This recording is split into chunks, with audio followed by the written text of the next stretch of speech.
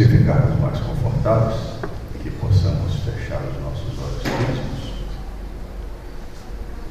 e fixar a imagem do doce Rabi da Galileia. Aquele mesmo que disse que onde 2 ou mais pessoas estivessem reunidas em seu nome, ali ele haveria de se fazer presente em espírito e verdade.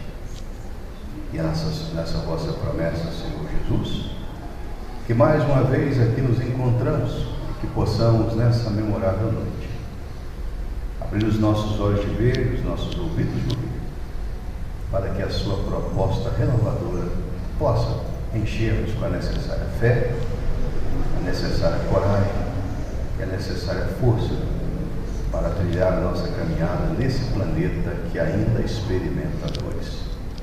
E em seu nome, em nome da cúpula espiritual da casa de Sebastião Mártir e sobretudo em nome de Deus, que nós pedimos a permissão para darmos por iniciado o nosso encontro dessa noite. Que assim seja, graças a Deus.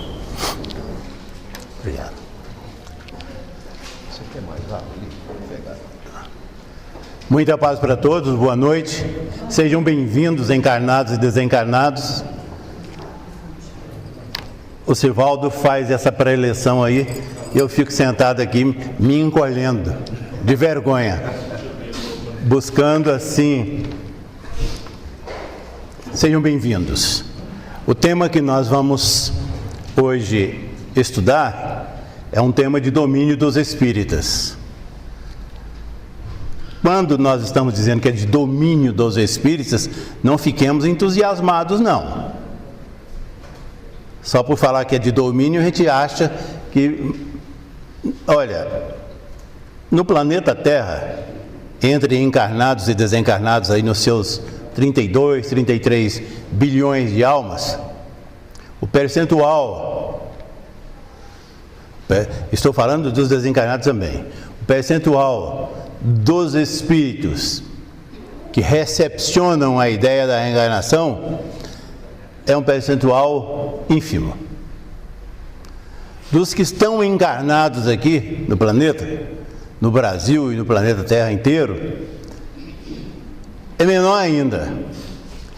Provavelmente a nossa dificuldade de raciocínio, ela está dizendo o seguinte: ora, eu estou encarnado, vou desencarnar, e quando desencarno, eu tenho acesso a essa gama de informações. Não tem. Não é que não tem acesso, não. Acesso a gente tem aqui. Nós não temos condição de recepcionar. Quem não aceita a encarnação aqui, desencarna e não aceita também, não. Então, é um tema fácil, não é um tema difícil, mas o percentual é simplesmente assustador daqueles que recepcionam a ideia. O processo da reencarnação, para os espíritos medianos, para aqueles que já se encontram, estou falando de espíritos medianos, e principalmente para os espíritos, aqueles que já têm um conhecimento básico da doutrina. Quando a gente fala assim, mas e lá atrás? Não, lá atrás a gente não conhecia a doutrina é muito jovem. Nós que estamos aqui reencarnados, provavelmente seja a primeira vez que nós estamos contactando com ela. É uma doutrina com 150 anos, 160 anos, e nós não temos essa base anterior, não. Mas todos aqueles que têm uma noção razoável, média, sobre espiritismo, sobre aquilo que nós estamos falando,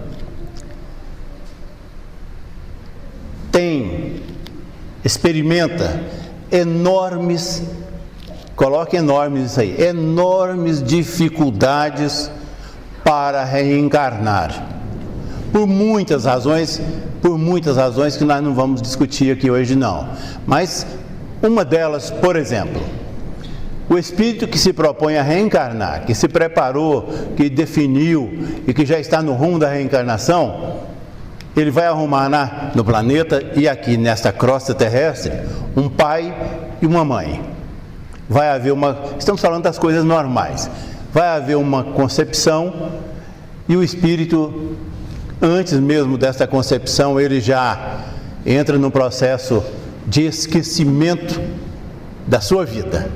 Então, quando nós estamos dizendo que não é fácil reencarnar, quem tem uma noção mínima de que vai esquecer a sua bagagem, a sua experiência, e vai reencarnar, e vai ser uma criança pequenininha, que não se lembra de nada do seu passado, que vai encarar uma vida, que tem uma vida pela frente, esse espírito treme nas bases.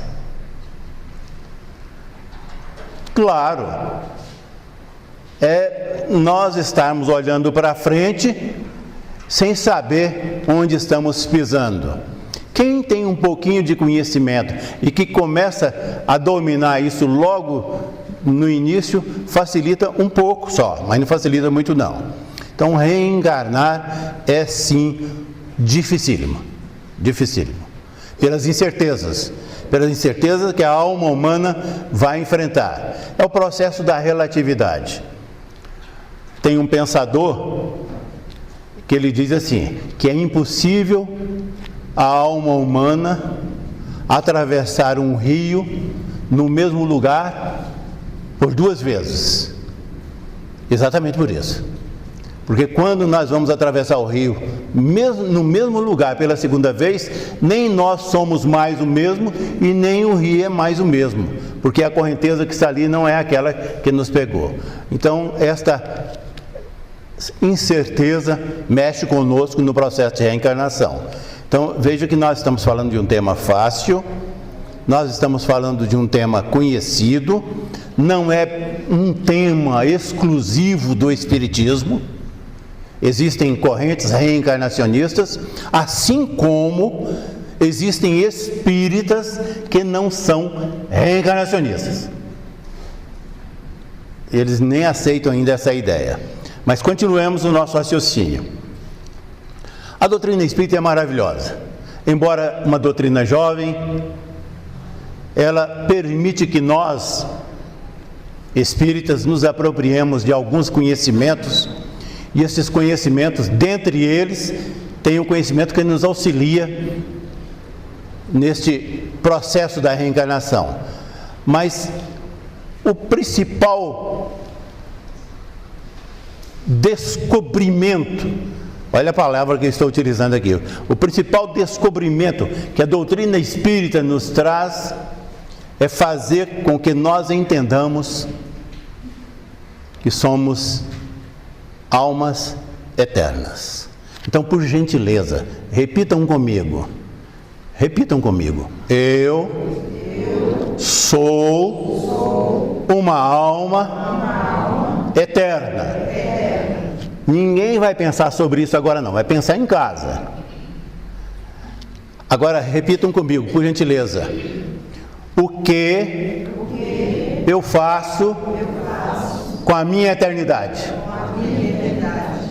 Então nós estamos pedindo autorização da direção da casa, já para combinar o tema do nosso próximo encontro, a eternidade da alma. Mas vamos ter chance de refletir sobre isso um mês. Ou seja, nós vamos pensar, eu sou eterno, eu sou uma alma eterna, e o que é que eu faço? Se eu sou eterno, o que é que eu faço com essa eternidade? Como eu vou viver isso? Bem, continuando aí. O que é reencarnar? Reencarnar, nós vamos aqui contrariar algumas ideias que estão pululando nas nossas cabeças aí. O que é reencarnar? Reencarnar é um espírito assumir um corpo. Isso da maneira mais simples possível. Um espírito, aliás, essas expressões espírito e alma, eu estou utilizando aqui hoje como sinônimas. Mas aqueles mais caprichosos com a doutrina, eles entendem que quando o espírito não tem um corpo, a gente pode chamar de alma, mas quando tem um corpo, é espírito. Nós estamos utilizando como sinônimos, alma e espírito. Então, o que é reencarnar? Reencarnar é um espírito assumir, estamos enxergando o planeta Terra, é o espírito assumir um corpo.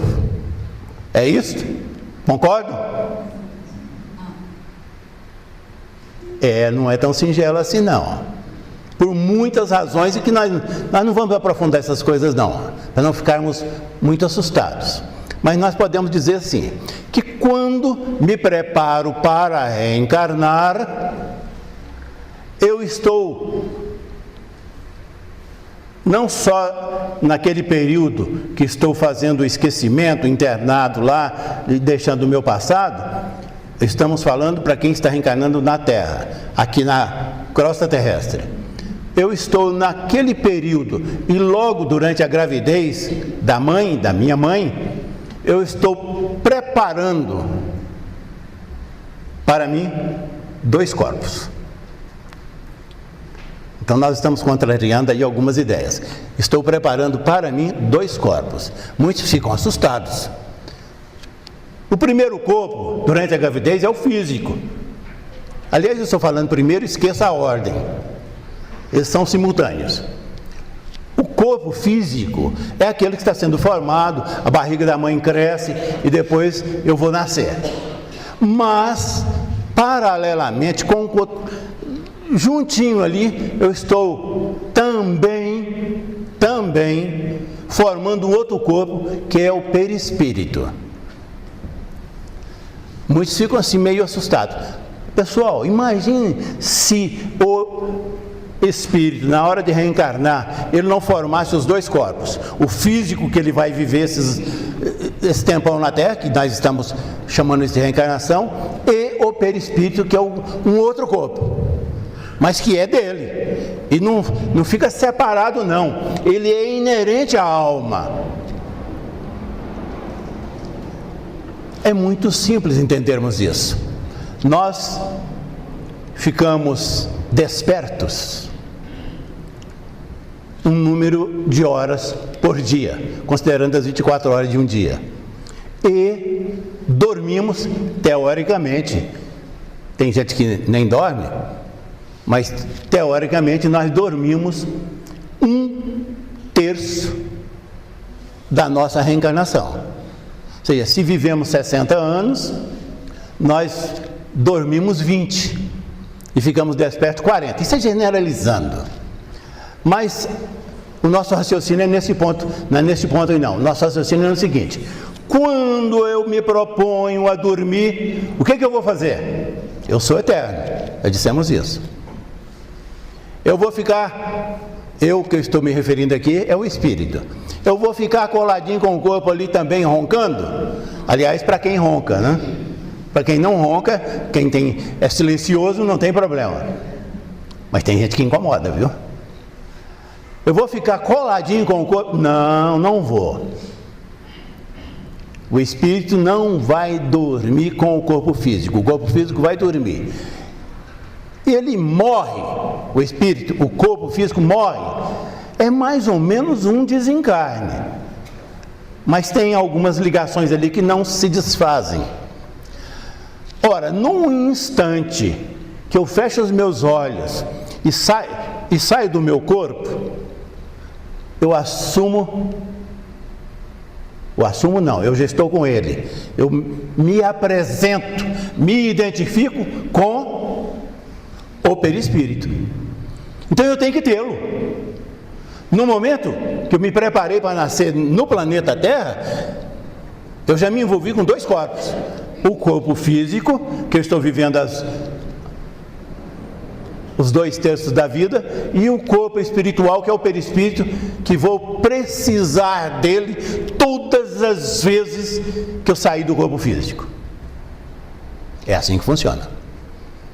Dormir, o espírito está no perispírito, ou está com o perispírito, e vai ser identificado com o perispírito, e vai se deslocar com o perispírito. Nós espíritas às vezes não fazemos esse raciocínio não. Nós imaginamos como se o espírito fosse uma fumacinha. Eu estou dormindo, o espírito é uma fumacinha, sai aí, desloca, vai aonde quer, não vai. Se desloca para onde quer, não se desloca, porque o perispírito é um corpo também físico. Ele não é tão físico como esse aqui, mas ele também é um corpo pesado. Para se deslocar, ele tem dificuldades. Ah, mas ele pode usar a levitação. Pode, sim. Existe levitação? Existe. Mas o percentual de quem domina a levitação no nosso planeta é bem pequeno. Não é qualquer um que vai chegando com o perispírito e se deslocando por aí afora, não. Para deslocar nós precisamos, precisamos, temos as mesmas dificuldades que temos no corpo físico. Eu vou sair daqui, vou lá na frente, eu vou ter que descer a escada, eu não vou voando. Isso no perispírito. Então nós tiremos esse negócio da cabeça, que o perispírito tem essa facilidade. Não tem. Este é Então todas as vezes que eu estou dormindo, ou seja, todas as noites, ou seja, 1/3 da minha vida, eu utilizo o perispírito. Mas alguns órgãos do perispírito, eles não são utilizados com muita insistência. Eles não são utilizados por períodos longos. Exemplo, os pulmões. Quando eu assumo, o perispírito tem pulmão? Tem os pulmões, sim. Quando eu assumo o perispírito, o meu espírito, eu vou respirar. Mas essa respiração, ela será por 5, 6 horas, 8 horas, quando eu fico fora, e assim mesmo, eu acordo durante a noite ou durante o período que estou dormindo várias vezes. Então vocês já imaginaram a dificuldade? Você respira no perispírito e de repente tem que respirar no espírito, tem que respirar no corpo. Estou falando e o coração. Eu estou falando dos pulmões e o coração, e os sistemas todos. Então nós não nos apropriamos com intensidade destas funções, não. Então quando nós desencarnamos, devagarzinho aqui para não perdermos o raciocínio, quando nós desencarnamos, nós largamos o corpo físico, ou seja, quando ele desencarna, ele morre. Ele para de respirar, o coração para de funcionar, e nós assumimos o perispírito. Esse assumir o perispírito depois do desencarne é um reencarne. Eu estou desencarnando da crosta terrestre e estou reencarnando no plano espiritual. Nós estamos teoricamente falando da dimensão próxima, daquela que é comum a todos nós. Nós vamos desencarnar e vamos para lá. E ali nós estamos assumindo o perispírito para valer. Nós vamos utilizá-lo no dia a dia. O que a doutrina espírita, nós dissemos que ela é maravilhosa, a doutrina espírita, quando nos traz esse conhecimento e principalmente essa noção, este eu sou eterno aí. Então quando eu assumo o perispírito e começo a viver no plano espiritual, não importa a dimensão neste momento não, em qualquer dimensão eu estou reencarnado. Existem expressões que os espíritos já estão começando a utilizar, os espíritos que escrevem para nós. Eu reencarno para cima e reencarno para baixo. Eu desencarno para cima e desencarno para baixo. O que é isto? Quem está no plano espiritual próximo nosso, que vai reencarnar na Terra, ele está reencarnando para baixo. Quem está no plano espiritual, desencarnado, mas está de posse do seu perispírito, vivendo normal, se alimentando normal, trabalhando normal, dentro de uma normalidade de uma vida. O nosso irmão André Luiz, com a sua literatura, com seus livros, e são livros já bem antigos, e o nosso lar ainda é da primeira metade da década de 40. Nosso lar é um livro de 1943. Então é um livro que, teoricamente, nós teríamos que dominar tudo que está lá, pois o que nós estamos falando aqui está lá. Mas nós nunca percebemos isso. Então, quem está no plano espiritual, alguém que lê o Nosso Lar mais recente está dizendo, mas eu não vi isso lá, é muito fácil. Quando o André Luiz está falando do Lísias, e que a mãe dele vai reencarnar, ela vai reencarnar para baixo, porque ela está no plano espiritual e vai reencarnar na Terra. E ela está no perispírito lá e tem aquelas dificuldades todas, porque lá tem o mesmo processo do desencarne. Quem está no plano espiritual desencarna. A palavra desencarne, ela é traiçoeira. Quando fala desencarnar, a gente imagina que é deixar a carne. Não, é deixar o corpo físico. Então, quem está no plano espiritual e vai voltar para cá, vai reencarnar para baixo, desencarna lá. É um desencarne natural, é um processo natural. Ressente, a família ressente do mesmo jeito e o espírito ressente do mesmo jeito. Não é algo que é com estalar de dedo e que funciona, não. É um ser, é uma alma, é uma individualidade. Então, quem está no plano espiritual pode também desencarnar lá, nesse plano espiritual que eu estou me referindo aqui. Eu estou generalizando, mas não devo generalizar não. Eu estou falando dessa próxima dimensão, que é a quarta dimensão, chamemos de quarta dimensão. Nós estamos na terceira, é a quarta dimensão. Então, quem está na quarta dimensão hoje, que é plano espiritual, que utiliza o seu perispírito para identificação, é o seu corpo, e vai desencarnar, está prestes a desencarnar, ele pode desencarnar para reencarnar na Terra, mas também pode desencarnar para cima, para reencarnar na quinta dimensão. Mas vai precisar do perispírito do mesmo jeito, porque senão ele não será identificado, a sua individualidade não será perceptível. Nós estamos discutindo de quinta dimensão, mas não estamos dizendo que lá na sétima dimensão seja assim, não. É possível que nas dimensões superiores, o corpo, nós temos vários corpos, eu estou falando só dos dois, perispírito e do corpo físico, mas nós temos corpo mental, nós temos corpo espiritual. Nós temos vários corpos. O espírito, ele prescinde destes corpos. Então o espírito desencarna no plano espiritual, teoricamente, na nossa cabeça, ele só vem para cá. Não. Ele pode reencarnar na outra dimensão, na quinta dimensão.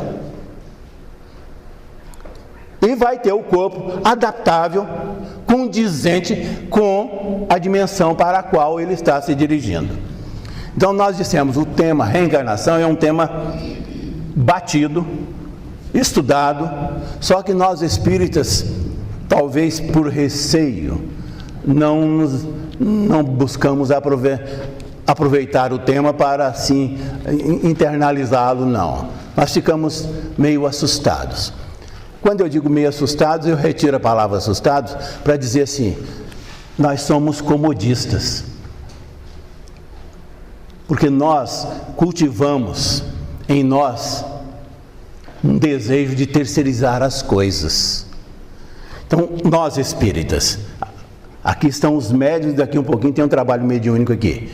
Quem vai passar pelo trabalho mediúnico são os espíritos que estão na quarta dimensão, teoricamente, pode ser que tenha de outra dimensão, mas forçosamente da quarta, e pode ter outros da segunda, mas forçosamente da quarta. Esses espíritos vão se comunicar aqui.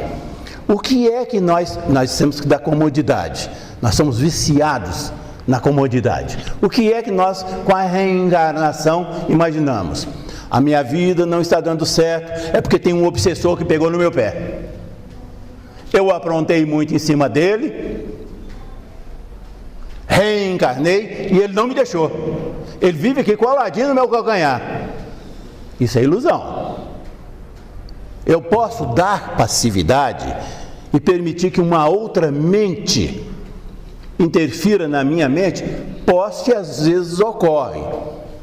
Mas normalmente o que nos incomoda mesmo na reencarnação é a autoobsessão. Sou eu, indo lá no meu passado e acessando os erros, as falhas, os equívocos cometidos e trazendo isto à tona e ficando assustado com isso. Mas é mais fácil terceirizar. Se eu disser que sou eu, isso é doloroso. Eu vou ter que, se eu sou eterno, eu tenho que tomar alguns cuidados. Mas se eu disser que tem um outro espírito fazendo isso comigo, que é um obsessor, eu estou transferindo o meu problema para ele. É mais fácil, é mais cômodo. Isso nós fazemos com frequência. E nós estamos falando para quem entende. Nós estamos discutindo isso aqui num centro espírita e está repleto de médios dos dois lados, médios desencarnados, médios encarnados, e buscando aprender, subsidiar a nossa vida de uma maneira que tenhamos conhecimentos mais robustos nas nossas mãos para termos equilíbrio.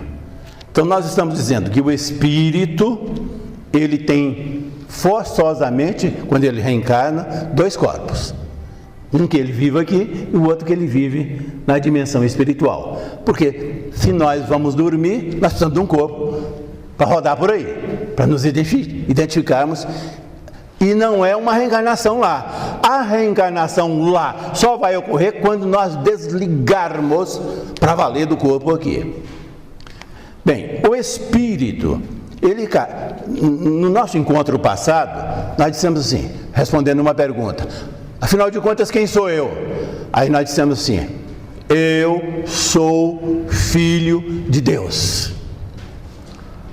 Mas a gente fala e sai aqui o som e pronto, e acabou. Eu não paro para refletir sobre eu sou filho de Deus. Se sou filho de Deus, eu tenho um DNA de Deus. Eu carrego comigo a essência de Deus. E se carrego comigo esta essência, a noção de bem e de mal, no mínimo, faz parte desse DNA. Então o espírito, chamemos essa noção de consciência. O espírito sempre terá em qualquer dimensão que ele estiver vivendo, ele terá, eu estou encerrando já, viu? O tempo passou rápido. O espírito sempre terá essa noção de consciência. Meus queridos irmãos, isso é extraordinário. Ter essa consciência. E quando nós percebemos aqui, nós acabamos de dizer para nós mesmos: eu sou eterno. Ora, se eu sou uma alma eterna e tendo esta consciência, espera aí, eu terei que ser um pouco mais cuidadoso com a minha vida. Eu não posso ser leviano, porque se a minha alma é eterna, o amanhã será o reflexo do hoje. E o reflexo do hoje, se eu não for cuidadoso hoje, não será um reflexo muito bom. Provavelmente vai ser um reflexo que vai me trazer um monte de dores de cabeça. Então essa consciência, ela vai permitir que nós transitemos por um campo interessantíssimo. Então na próxima vez que aqui viermos, nós vamos falar sobre a eternidade da alma e vamos adentrar este campo da consciência e vamos falar, atenção aqui, e vamos falar intensamente sobre o direito. Sobre o direito que a alma tem, que o espírito tem e como funciona. Porque hoje nós estamos aqui reencarnados no Brasil, temos um Congresso Nacional que faz leis, mas nós não entendemos nada disso. Nós sabemos que lá tem uns senadores e tem uns deputados e que eles são responsáveis pela lei que surge. Estou falando do Brasil só. Então nós pretendemos no próximo encontro dar uma destrinchada nisso aí para entendermos essa consciência e a eternidade em nossas vidas, como ela é importantíssima. Porque quando o legislador está fazendo a legislação lá, somos nós. Quando as autoridades do Brasil específico, do judiciário, estão executando aquilo que está na lei e do executivo, mais propriamente, somos nós. Mas de onde é que vem esta noção que eles têm na cabeça, que nós temos aqui normalmente e que nós estamos chamando de consciência? Vem de Deus. Muita paz para todos. Muito obrigado pela paciência.